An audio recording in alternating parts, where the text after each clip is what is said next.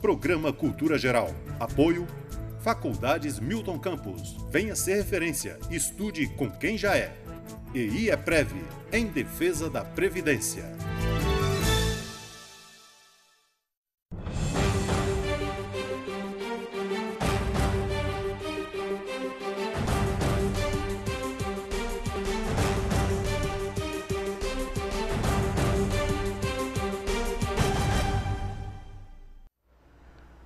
Muito boa tarde, Nova Lima, começando agora mais um programa Cultura Geral. Essa semana que passou nós tivemos que reprisar alguns programas, né? Peço desculpas aí, mas tenho certeza que valeu muito a pena, porque os programas também que nós reprisamos foram programas super válidos aí para a população brasileira poder rever e vai poder rever também agora nesse recesso que a gente vai fazer aqui do programa, e a gente vai conseguir reapresentar grandes programas que nós fizemos aqui na TV Banqueta, no Cultura Geral. Mas já demos uma prévia aí durante essa semana que passou aí por motivos técnicos aqui. Bom, hoje a gente vai discutir aqui no programa Cultura Geral, nós vamos bater um papo super interessante. A primeira coisa que a gente vai discutir aqui é essa criminalização antecipada da mídia, né? Quando tem um processo penal em curso e tudo, e às vezes a pessoa chega até o final já condenada, né? Vamos discutir também as dificuldades que as pessoas têm também nos juizados especiais, né? E vamos discutir aqui também essa questão do porte de arma. Aí tem novidade aí, uma lei super nova. A gente vai bater um papo super interessante sobre esse assunto aí. Porte de arma, tem muita novidade, viu, gente? Quem tem uma arma em casa é bom ficar atento aqui. A gente vai falar também um pouco de arma branca também. Bom, nós estamos recebendo aqui o Dr. Cássio. Seja muito bem-vindo. É um prazer te receber aqui para a gente poder tratar desses assuntos. Né? Vou falar do porte de arma, né? E de outros assuntos também, não é só isso não, né? Prazer é todo meu. Gostaria de agradecer a oportunidade e estar participando e passando informação para a sociedade, que é muito importante. Doutora Amanda, é um prazer te receber, viu? Aqui o programa se sente muito honrado em receber esses convidados que o João, às vezes pega todo mundo de surpresa também, né? Convida todo mundo essa última hora, mas é sempre um prazer receber essa turma da OAB aqui no Cultura Geral. Seja muito bem-vindo. Muito obrigada, é um prazer enorme estar aqui, falar de um tema que eu sou apaixonada, agradecer também o convite, e será um prazer aí passar um pouco da experiência para a população de Nova Lima e para todos os telespectadores. Bacana. Muito obrigada. Doutor André Neuvan. André Neuvan. A gente vai falar um pouquinho aí, seja muito bem-vindo, a gente vai falar aí dessa coisa, dessa dificuldade que as pessoas têm às vezes lá no juizado especial, né? Principalmente em Belo Horizonte, né? Aqui as pessoas até elogiam aqui, mas em Belo Horizonte as pessoas sofrem muito com isso, né? Seja muito bem-vindo aqui ao Cultura Geral. Muito obrigado, é um prazer, né? Nova Lima, uma cidade que eu gosto muito, morei aqui um tempo, né? E é um prazer estar aqui, junto com a doutora Amanda, com o doutor Cássio. Sentiu muito frio aqui, né? Acostumei. Acostumou com o frio? Nem sente frio lá em Belo Horizonte, não sinto mais, não sinto. Bom, o doutor Cássio, qual é a novidade que a gente tem aí com relação ao porte de arma? Então, tem a nova lei agora, que entrou recentemente, que ela altera o porte de arma de uso restrito para crime hediondo. E qual foi? Foi falado que o crime hediondo para o porte de arma de uso restrito foi apontado pela mídia como uma forma de coibir, de sempre estar ali em cima da criminalização da arma de alto poder lesivo, que seria o fuzil, a escopeta, essas armas de alto poder. Esquecendo das menores, né? Das menores. Só que não é bem assim no sentido de que a mídia pôs isso. Mas isso também vale para aquelas armas de menor poder ofensivo. Aquelas armas que tinham já de geração, que vem da família, uma arma de poder bem baixo, um 22, um 32. Essas armas também, quando se tem o seu número suprimido, ou seu número de identificação não é localizado, ela é considerada uma arma de uso restrito. Tendo isso, agora, a partir dessa lei, ela é considerada crime hediondo.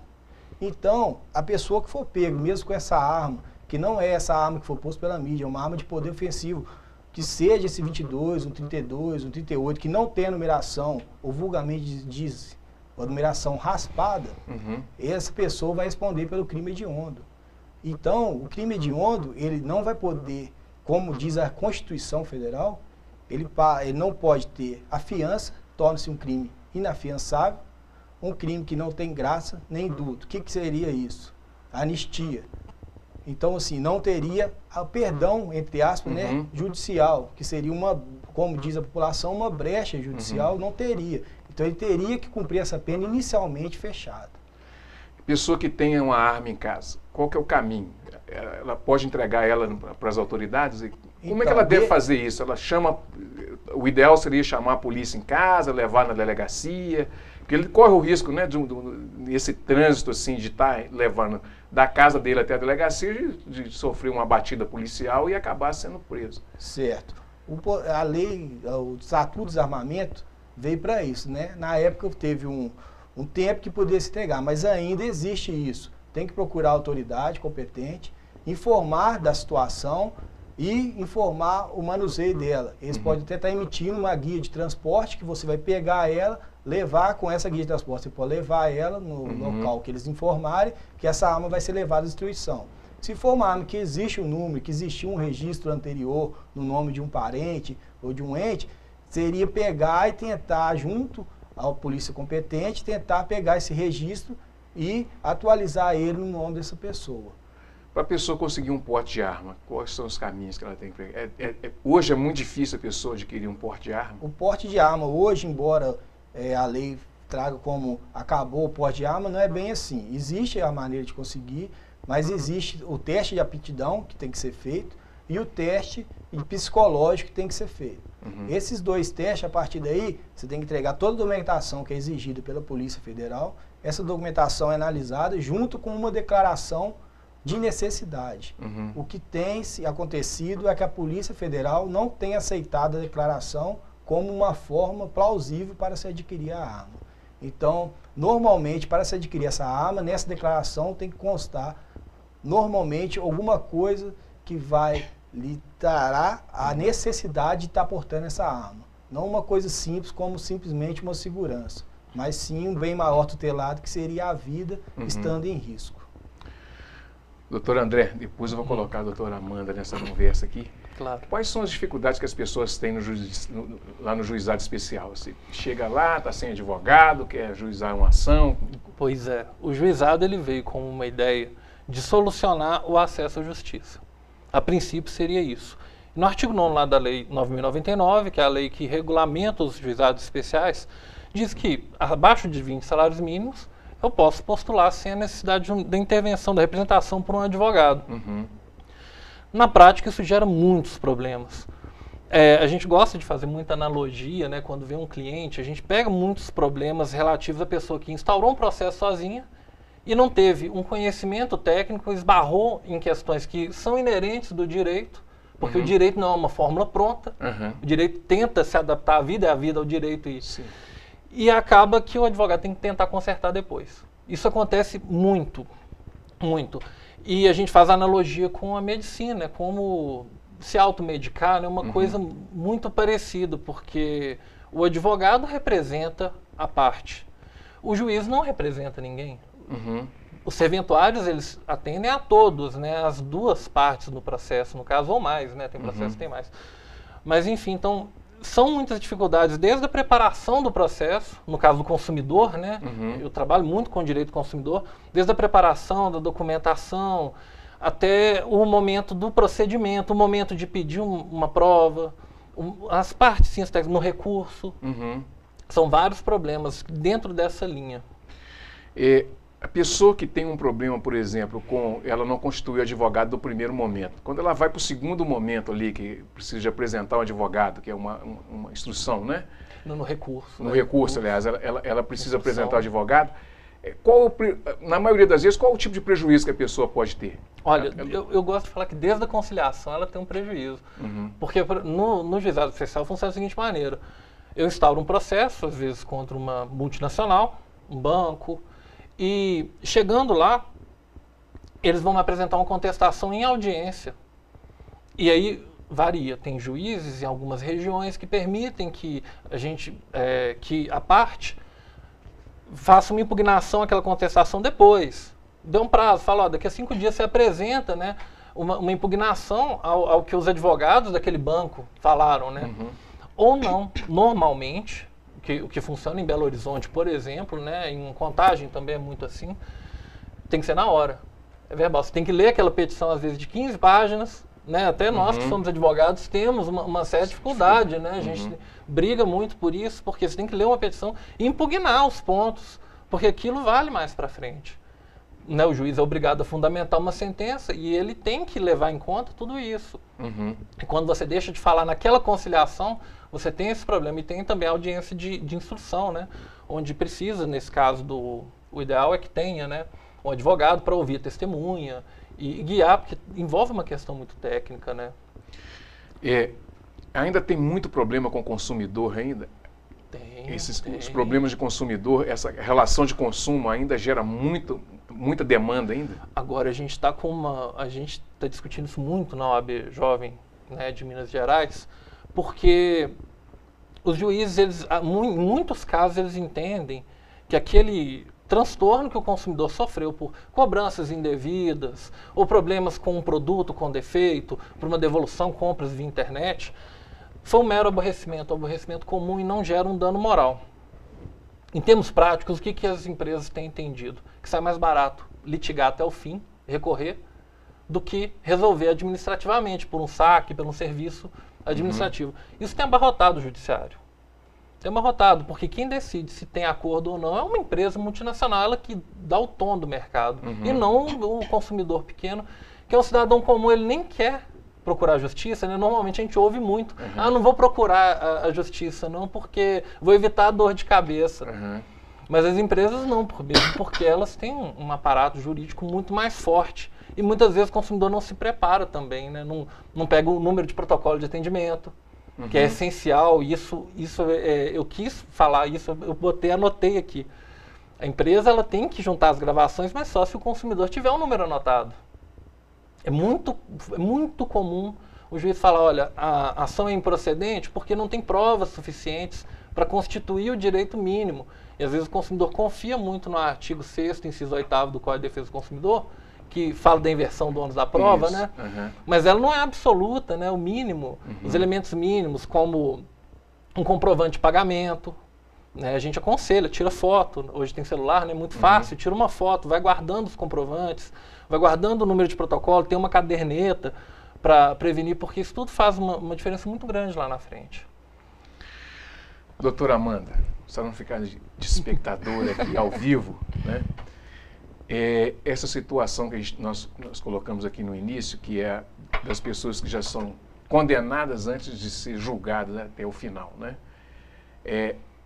Tem sido cada vez mais recorrente esse fato da mídia ser ter um juízo não só de valor, mas assim, já de condenação definitiva da pessoa. Ela pode ser absolvida no judiciário e acaba sendo condenada socialmente? Extremamente comum, Betão. Eu costumo assim, eu como pesquisadora do tema, né, esse foi o primeiro artigo que eu escrevi, eu vejo que isso é uma questão que ela está intrínseca à natureza do ser humano, né? A natureza do ser humano, muitas vezes, ela tem aquela sede de justiça, né? Quando eu trouxe a abordagem desse tema no tocante ao tribunal do júri, né, porque no tribunal do júri a gente tem, a gente consegue perceber isso com mais clareza, tendo em vista que os juízes de fato, né, que julgam os crimes dolosos contra a vida, né, explicando um pouco para os telespectadores, a competência do tribunal do júri é julgar os crimes de homicídio, infanticídio, instigação ao suicídio e aborto, né, então essas são as competências, os crimes dolosos contra a vida. E quando se trata dos crimes dolosos contra as vidas, os juízes, né, quem forma o conselho de sentença, são pessoas da própria sociedade, né? Então, as pessoas que da própria sociedade, elas assistem televisão, né? O jornal está o tempo inteiro. Quando eu me refiro à mídia, não me refiro só à mídia televisiva, né? Jornal, novela, existem estudos que falam inclusive de teatro, cinema. Então, essa influência do meio, ela vem de todas as formas, com uma vasta amplitude. Né? Então, isso acontece diuturnamente, essa influência, e é muito importante para a sociedade entender como funciona esse mecanismo, né? Porque a mídia ela faz esse intercâmbio do fato, né, para a sociedade. Né? E isso influencia no processo como um todo, principalmente no tocante ao tribunal do júri, porque quem vai julgar esses fatos são pessoas do povo.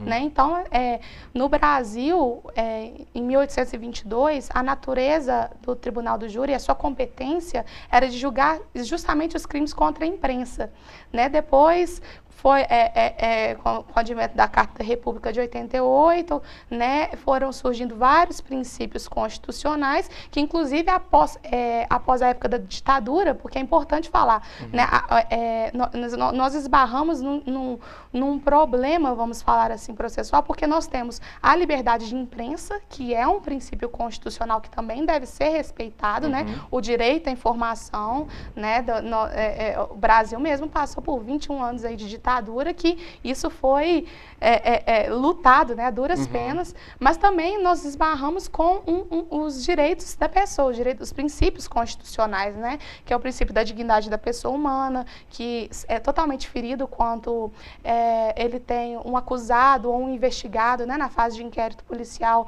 ele é antecipadamente condenado pela mídia. Por quê? Né? Eu falo assim, quando eu comecei a estudar esse tema, eu falei, mas eu tenho que achar uma resposta para essa situação. Eu vejo que, muitas vezes, e olhando diversas reportagens nos casos de grande influência midiática, como que, para mim, os casos do Nardoni foi, para mim, no Brasil, é o que mais teve repercussão midiática, né? E qual que é, e diversos outros tipos, qual que era a natureza? Porque, como funciona isso? Eu até conversando com um delegado amigo meu, mas quantas Isabelas Nardoni, infelizmente, né, com tristeza a gente fala isso, elas morrem, né, durante todo o ano, e por que a mídia ela pinça determinado caso para poder repercutir a repercussão geral que traz, né, esses casos.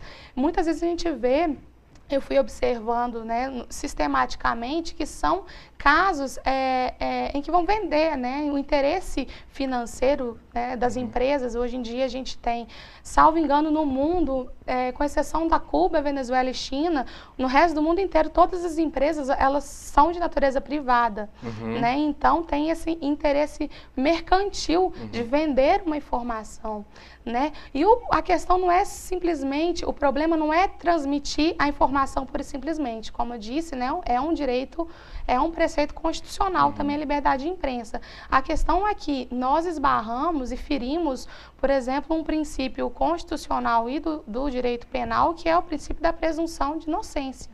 Né? O princípio da presunção de inocência, ele fala que todos nós somos considerados inocentes até ter um trânsito e julgado uma sentença condenatória. Então, a mídia, quando ela veicula uma informação, dependendo da forma como é vinculada, ela já está antecipando e condenando aquela pessoa que ainda vai ser investigada, processada, né? E foge muito das provas que estão no processo. Essas garantias constitucionais, que é para todas as pessoas, e essa violação, né, do direito, você tem o direito à informação, mas a informação de qualidade. Isso pode colocar, de uma certa forma, em risco a democracia? Você acha que, na sua visão, isso pode dar, em algum momento, alguma insegurança jurídica e acabar que isso vira, ao invés de nós produzirmos socialmente justiça, a gente começa a produzir vingança e não justiça? Com certeza.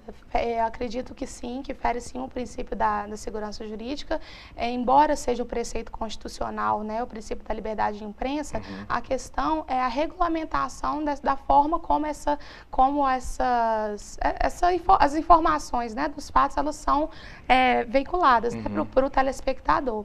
E eu falo assim como no direito, né, nós temos... colocar na balança, né? O princípio da liberdade de imprensa e o princípio da dignidade da pessoa humana, né? Da presunção de inocência. Por quê?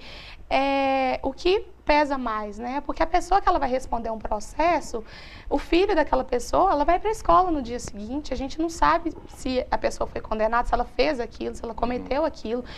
Tem diversos casos que isso aconteceu. O caso do goleiro Bruno mesmo, antes de ter instaurado o inquérito policial, já tinha uma capa da Veja, não lembro o ano, mas assim, indefensível.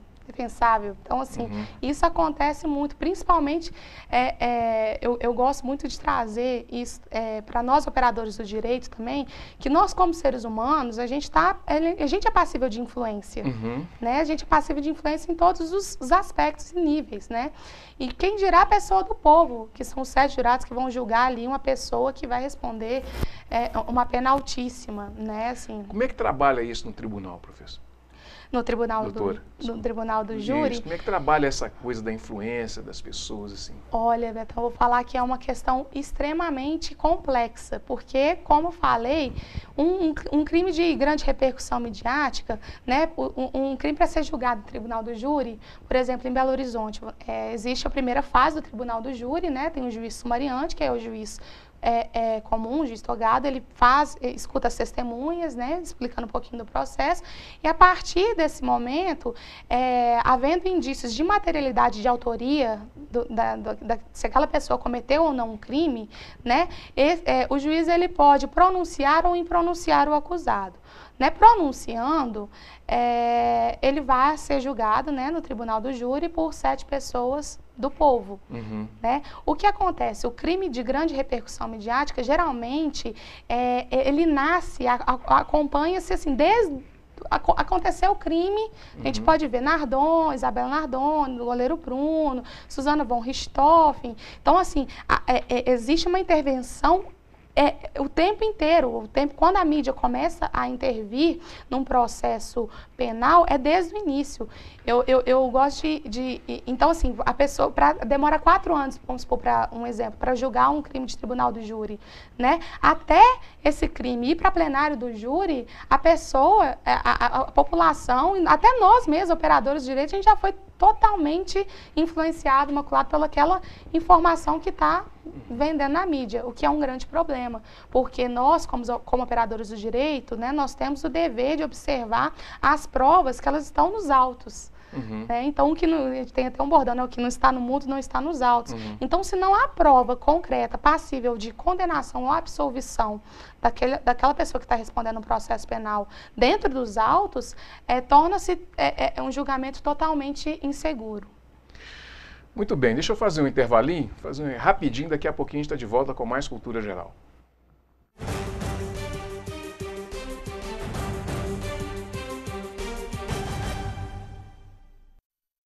Programa Cultura Geral. Apoio Faculdades Milton Campos. Venha ser referência. Estude com quem já é. EI é Prev, em defesa da Previdência. Faculdades Milton Campos. Tradição em ser referência. Vestibular 2018. Inscrições abertas para Direito, Administração e Ciências Contábeis. Para saber mais, acesse mcampus.br/vestibular. Canal Cidadão, Nova Lima e você. A região de São Sebastião das Águas Claras recebe melhorias e projetos da Prefeitura em parceria com a comunidade. A Prefeitura Municipal de Nova Lima, por intermédio da Secretaria Municipal de Obras, realizou no ano de 2017 várias intervenções em São Sebastião das Águas Claras, conhecida como Macacos, como o patrulhamento da Alameda Jatobá, Alameda Mico Estrela, Rua São Luís, Rua da Servidão e Estrada do Engenho, além de operação tapa-buraco na Jardim Amanda e Estrada dos Mendes, além de intervenções na área central como Rua Dona Maria da Glória e Alameda dos Ipês. Para o ano de 2018, de acordo com a nossa programação, várias melhorias irão acontecer.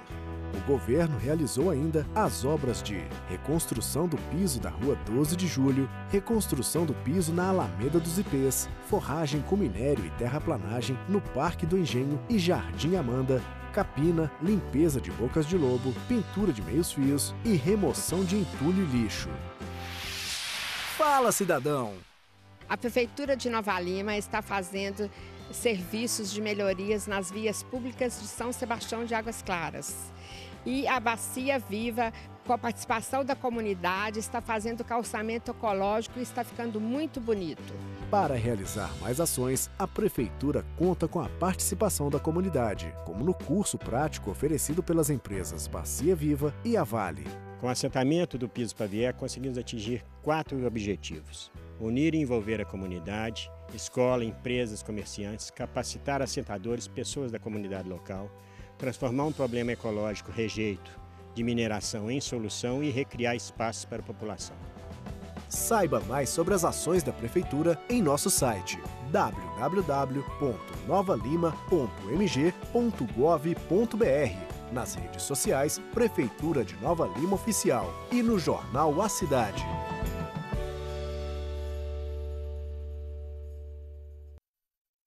Faculdades Milton Campos. Tradição em ser referência. Vestibular 2018. Inscrições abertas para Direito, Administração e Ciências Contábeis. Para saber mais, acesse mcampus.br/vestibular.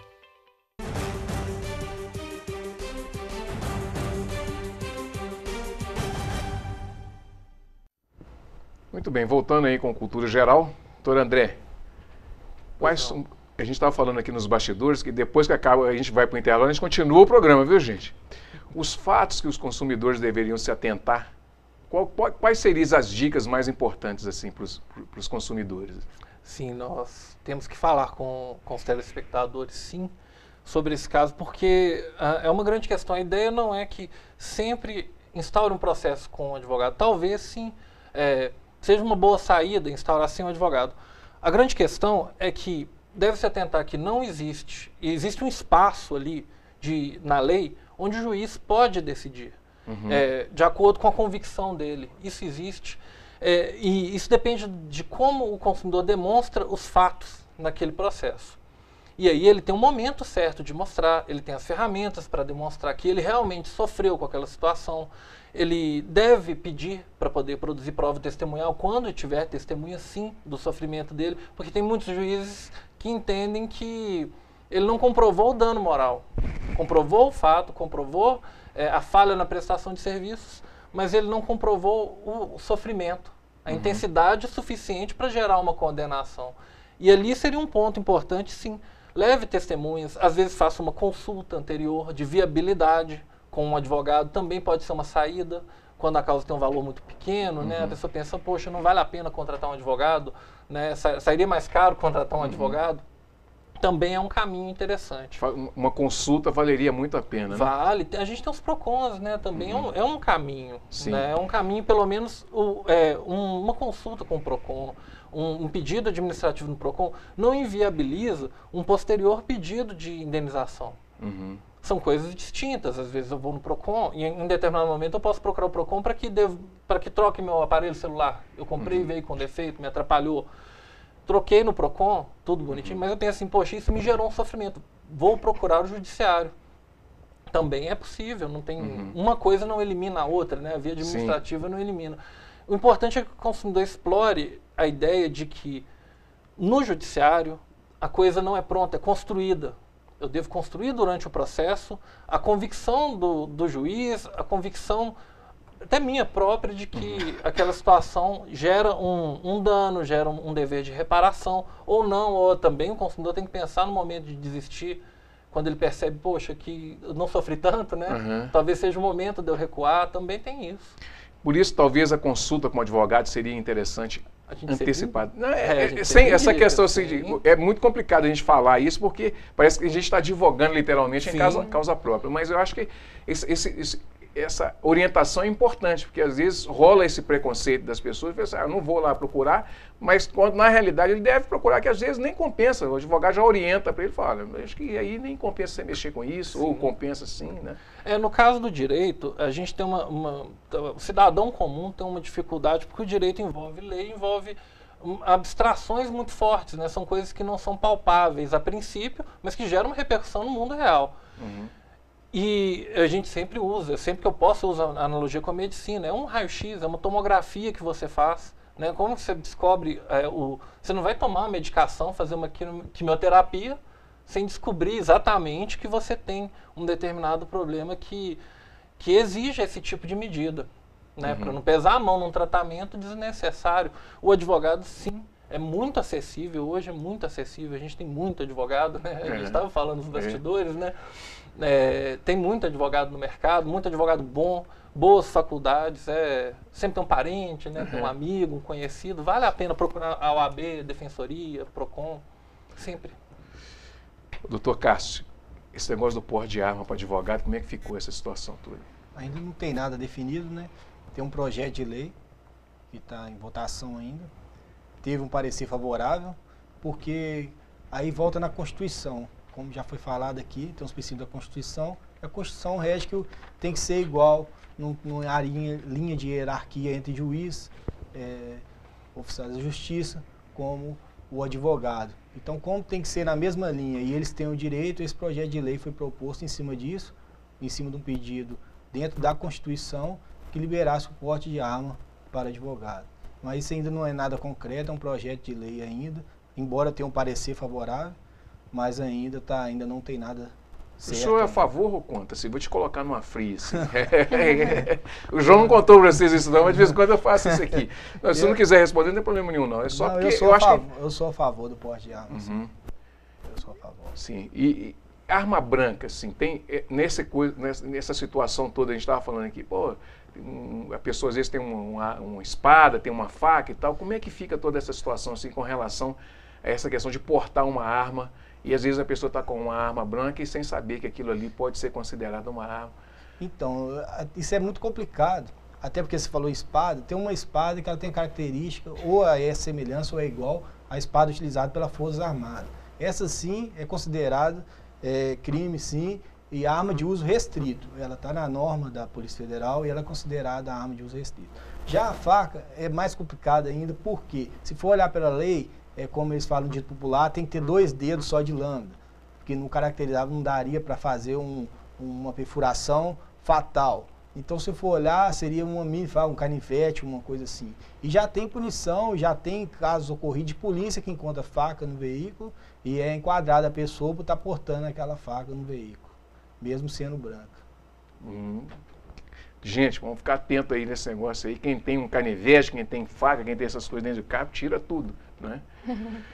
Bom, doutora, qual é a influência das redes sociais hoje no mundo real? Nessa questão toda do tribunal do júri, do convencimento dos jurados e tal, como é que como é que relaciona tudo isso, assim? Então, Betão, eu vejo que as redes sociais, né, Facebook, WhatsApp, hoje em dia eles têm uma característica de viralizar a história com muito mais facilidade, né? Uhum. Então, muitas vezes a informação que ela é repercutida na televisão em 1 minuto, parece que em menos de 10 minutos aquela situação ela já correu o Brasil inteiro, né? O mundo inteiro. Então, hoje em dia eu vejo que, fazendo um paralelo, né, com os crimes que foram julgados, que tiveram grande repercussão, que não tinham essa grande influência das redes sociais como é hoje, né? Você imagina, se daqueles crimes, né, Nardoni, Richthofen, Bruno, as redes sociais elas não tinham a grande força que tinham hoje. Então, vem com um viés de fomentar ainda mais a repercussão que muitas vezes é negativa, né, trazendo um juízo de condenação para a pessoa que está sendo acusada ou investigada. Falando em mídia, recentemente teve do Tribunal Eleitoral, né, que foi uma mensagem circulando que pagaria uma multa se não fizesse o cadastro até dezembro, e tomou uma proporção muito grande, passou golpes, né? Teve a da CEMIG também, né? Teve uma outra também que aí saiu espalhando, né? E muitas vezes as informações elas não são verídicas, né? Essa que é a questão da insegurança. Né? A internet não tem controle. E dessa sentença a gente não tem como recorrer, eu falo isso, né? É essa que é a grande questão. Porque o que é vinculado muitas vezes causa irreparação, que né? Não tem reparação, né? Agora tem um detalhe, né, doutora? Por exemplo, se conseguir identificar, se a informação for falsa, conseguir identificar, quem compartilha também pode ser responsabilizado? Sim. Né, aí já entra na esfera, por exemplo, eu vejo isso muito acontecer com crimes contra a honra, né? Muitas vezes difamação, a pessoa injúria, calúnia, enfim, a pessoa ela propaga uma informação que ela não é verídica, né? Ela pode responder sim pelas sanções penais atribuídas ao fato com que ela está repassando. Vamos deixar umas dicas aí para isso aí. No Natal, esse período agora de exacerbado, né? Todo mundo querendo consumir e tal. 13º. Quais são as preocupações que o consumidor tem que ter? Porque ele compra muito no impulso, né? Sim, é preventivo, né? Primeiro, preventivo.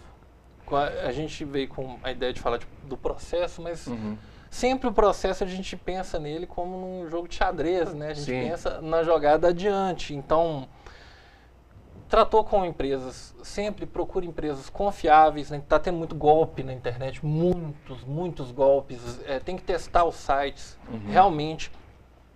Contatos por escrito, e-mail, sempre tentar manter os contatos, que isso vale como prova no processo. Protocolo de atendimento, fotos de comprovantes de pagamento também são essenciais. E sempre fazer esse tipo, desconfiar, né, de ofertas maravilhosas, aquelas né, assim, mirabolantes, né? Teoria dos jogos, né? Os caras oferecem um negócio de 1.000 por 200, é óbvio que tem alguma coisa por trás ali, né? Eu presenciei um caso da Black Friday, que eles utilizaram o layout das grandes lojas como Americanas. Foi um exemplo, Casas Bahia, enfim, todas essas lojas de departamento. Com o site, você clicava do Facebook, já ia para um site, só que a oferta especial era um iPhone novo por R$2.000, sendo que ele custa 4, acho.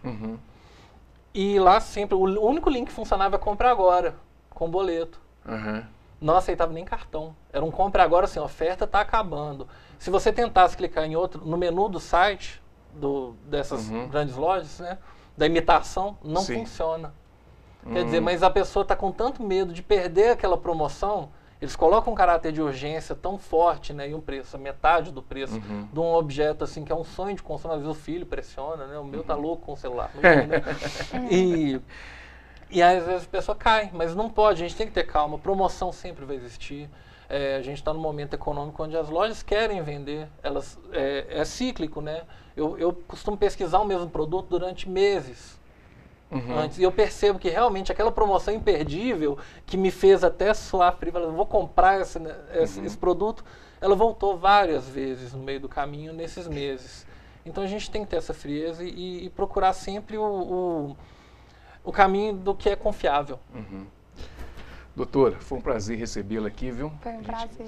Deixa uma dica para o pessoal, assim, de final de ano, das pessoas que acompanham também muitas dessas informações e compartilham dessas informações na televisão, nas redes sociais também, com o cuidado que elas devem ter, né, com isso. Deixa uma mensagem para as pessoas, assim, para que as pessoas se sintam estejam mais atentas a esse tipo de coisa, assim, para não propagar coisas indevidas, né? Então, Betão, se eu fosse olhar assim, a maior dica que eu gostaria de deixar assim, nessa experiência aqui, né, de hoje, seria ao respeito à figura do advogado, sabe? Porque o advogado, né, no artigo 5º da Constituição, no artigo 133, é indispensável, né, a administração da justiça. Então, para as pessoas terem consciência do dever constitucional à defesa, né? Porque quando a gente fala de influência, né, da mídia, muitas vezes se esbarra muito na atuação do profissional, principalmente do advogado de defesa e principalmente do advogado que é criminalista, né? Onde muitas vezes a nossa figura é confundida com a figura do acusado, sendo que nós somos porta-vozes, né, do direito, né? O que nós fazemos é defender o Estado democrático de direito, né? Dar à pessoa a voz, né? Então, assim, quando a mídia, ela veicula alguma informação, né, para as pessoas terem consciência de que aquela pessoa ainda vai responder um processo, né? Não há juízo de certeza, né? Aquilo ainda vai ser discutido, né? Que cabe ao advogado, ao operador do direito, né? Ao defensor público, ao magistrado, né? Ao promotor, a cumprir aquele papel que lhe é instituído, né? Então, porque muitas vezes a gente vê isso, né? A figura do advogado, em todos esses casos que eu trouxe, a figura da defesa foi aviltada, assim, de forma, principalmente as que têm influência midiática, né? Advogados sendo agredidos durante o curso do processo, então, por desconhecimento, né? Porque a pessoa, ela ainda vai responder um processo. Então, essa condenação antecipada, se o indivíduo, lá na frente, ele é absolvido do fato que foi narrado na denúncia, né? Mas a absolvição, a mácula dessa imagem é muitas vezes irreparável, né? Então, eu gostaria de deixar realmente essa mensagem, assim, né? Do respeito à figura do advogado, né? Principalmente principalmente do advogado criminalista, que a gente sofre bastante com preconceito. Na vez não é o preconceito, às vezes é a falta de conhecimento, né? De que nós estamos atuando em virtude... O advogado é como se fosse engenheiro, arquiteto, exatamente, né? Qualquer profissão. Exatamente. Né? É uma profissão qualquer, como qualquer outra. Né? Exatamente. Então, essa é a minha mensagem. O doutor Cássio, para quem está lá com aquela... Deixa aí uma mensagem para quem está com aquela arma lá, então, guardadinha lá. Ai, meu Deus do céu, esse cara colocou essa pulga atrás... A intenção de trazer essa lei não foi um questionamento, que a lei realmente é boa, vai punir com mais rigor os criminosos que têm arma de alto poder, só que é interessante falar isso, que ela não foi feita para o cidadão. A lei foi feita para o cidadão, para proteger o cidadão de bem, não é isso? De bem, certo. Não falo nada contra a lei, que ela caracterizou o crime hediondo do porte de arma de registro restrito. É muito interessante, que a arma de alto poder lesivo, que tem hoje, que é uma grande dificuldade da polícia enfrentar os criminosos com essa arma, vai ser um caráter punitivo mais pesado. Isso é interessante. Só que a intenção de trazer essa lei aqui foi para demonstrar que aquela pessoa de bem, que tem aquele revólver ali guardado, igual eu estava falando antes, foi falado, tem aquele revólver de baixo poder, que tem guardado, que ela tem a numeração suprimida, ela vai caracterizar também o crime hediondo. Então, as pessoas que têm esse revólver guardado, essa arma, que tem o número suprimido, que ele desfaça dela e toma as providências cabíveis, porque a lei também vai ser para ele. Muito bem, gente, chegamos ao final do programa Cultura Geral. Foi um prazer ter vocês aqui mais uma vez nessa sala de bate-papo. Amanhã estaremos de volta com mais programa. Um abraço e até amanhã, se Deus quiser.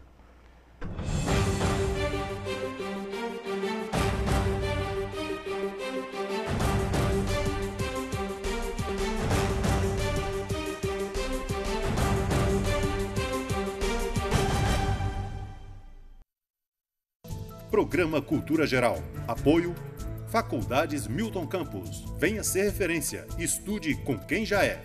EI é Prev, em defesa da Previdência.